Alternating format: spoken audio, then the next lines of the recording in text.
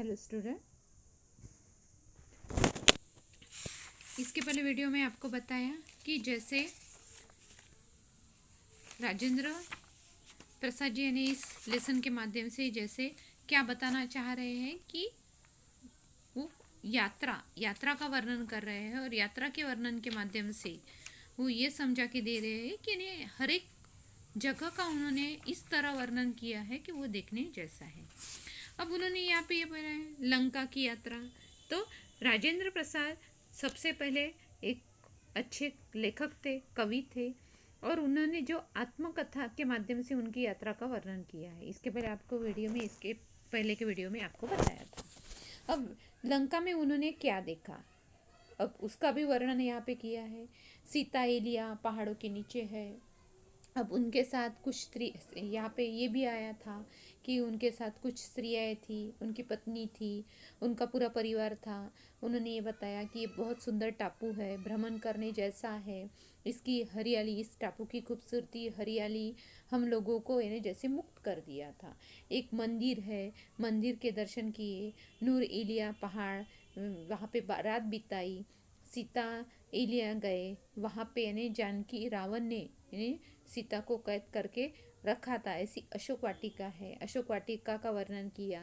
अब सीता एलिया, नूर एलिया यानी कैसे, कहाँ पे बसे हुए हैं, प्रकृति ने यानी जैसे एक कटोरा बना लिया है, ऐसा वर्णन यहाँ पे किया। अब इसके बाद रक्ताशोक, ऐसा चारों ओर तरफ फैला हुआ एक जंगल है रक्ताशोक।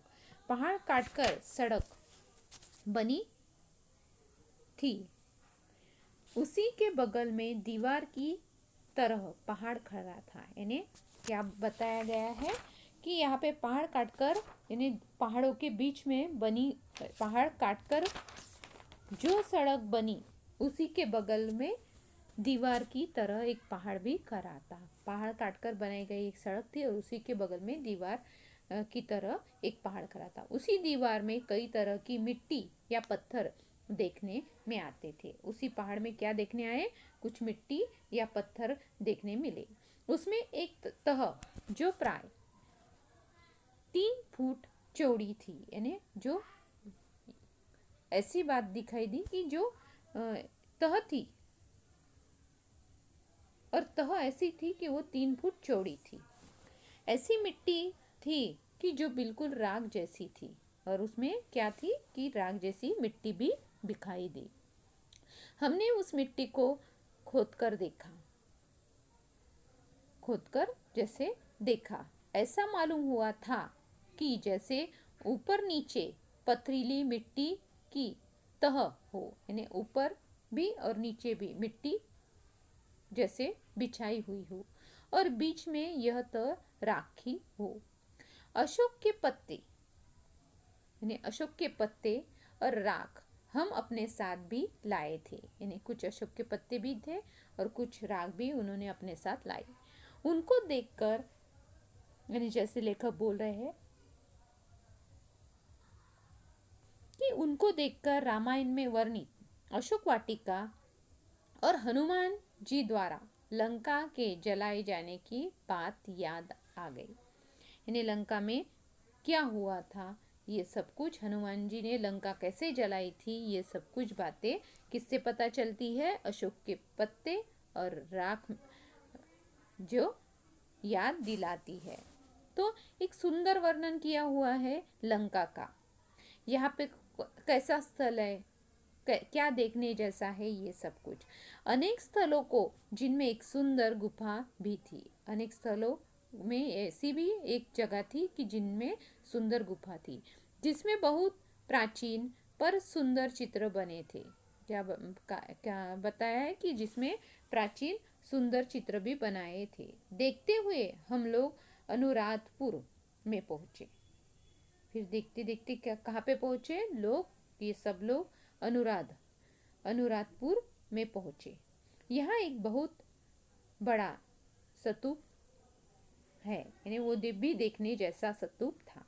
कहा जाता है कि अशोक के पुत्र, यानी कहा जाता है कि जैसे अशोक के जो पुत्र है महेंद्र ने यही आकर यहाँ गया से लाई हुई महाबोधि वृक्ष की एक शाखा लगाई हुई थी। अशोक के पुत्र है महेंद्र, उन्होंने यहाँ पे महाबोधि वृक्ष की एक शाखा लगाई थी। हम लोग वहाँ रात में 9 बजे के करीब पहुँचे। यानी लेखक बताते हैं कि वहाँ पे हम रात के 9 बजे करीब करीब पहुँचे।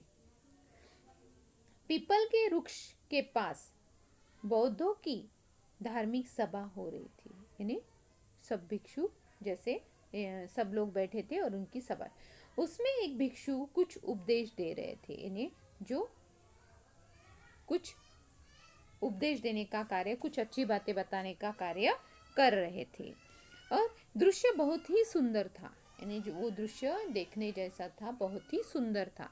हृदय पर उसका बहुत ही बड़ा, यानी हृदय पर उसका बहुत असर पड़ा। यानी वो दृश्य देखने के बाद लेखक कहते हैं कि उस पर हृदय पर उसका बहुत ही गहरा असर पड़ा। यानी बहुत सुंदर दृश्य ऐसा था कि लोग बैठे हैं, धार्मिक सभा हो रही है, भिक्षु है वो उपदेश कर रहे हैं और दृश्य बहुत ही सुंदर देखने जैसा था और हृदय पर उसका बहुत ही अच्छा असर पड़ा।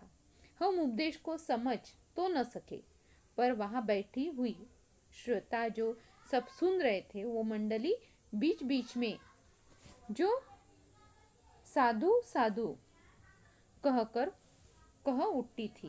यानी जैसे वो सुनने के बाद लेखक बोलते हैं कि उसमें से हमें कुछ उपदेश को समझ तो न सक, यानी उपदेश बता रहे थे पर हम समझ नहीं सक रहे थे, पर वो बीच बीच में कुछ जो मंडली है सुनने वाली, वो साधु साधु कह उठती थी, उसे हम समझ सके।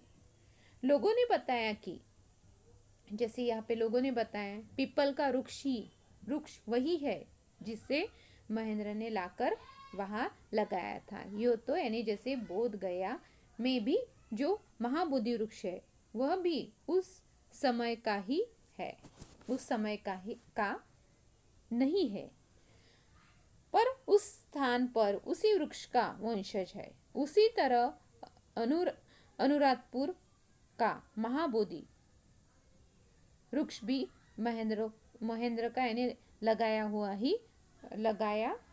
हुआ नहीं है, ऐसे भी माना जाता है।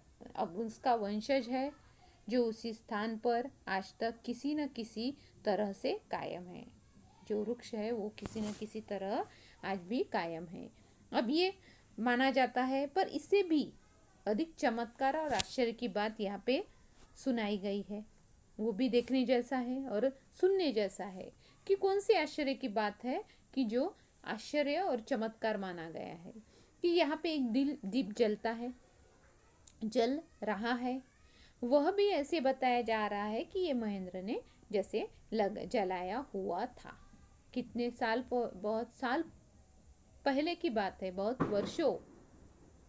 अब यहाँ पे ये भी बताया है उस समय से आज तक वह दीप कभी भी बुझा नहीं है, जैसे है वो वैसे ही जलता रहा है। और उन्होंने उसे 2200-2300 वर्ष से बराबर यानी वो दीप जलता ही आ रहा है। इतने साल 2200-2300 वर्ष बराबर वो दीप वैसे ही जलता आ रहा है। ये किसने लगाया था? ये महेंद्र ने लगाया था। ये अशोक जी का पुत्र था। और ये इतने सालों से ये आश्चर्य और चमत्कार की बात ही है कि वो दीप अभी भी जल रहा था। वह भी किसने लगाया हुआ था? महेंद्र ने, ऐसे यहाँ पे बताया गया है। उसके बाद है, यदि यह सच है तो शायद दुनिया में ऐसी कोई दूसरी अग्नि शाखा न मिलेगी। यानी शायद ये सच ही है तो दुनिया में ऐसी कोई दूसरी अग्नि शाखा न मिलेगी जो 2000 वर्षों से भी ज़्यादा समय से बराबर जलती आ रही हो। ऐसी अग्नि शाखा अभी कभी नहीं मिलेगी, शायद कभी नहीं मिलेगी, जो कितने साल वर्षों से 2000 वर्षों से भी ज़्यादा बराबर चलती आ रही हो। ऐसा वर्णन यहाँ पे राजेंद्र प्रसाद जी ने इस लेसन के माध्यम से किया। राजेंद्र प्रसाद जी ये भी कहना चाहते हैं कि लंका यानी जैसे यात्रा हमने की है पर वो देखने जैसी ही है, बहुत सुंदर है। और हम जैसे कुछ आश्चर्य भी वहाँ पे देखने मिले, कुछ चमत्कार भी सुनने मिले, तो वो देखने जैसे बात उन्होंने यहाँ पे बताई है।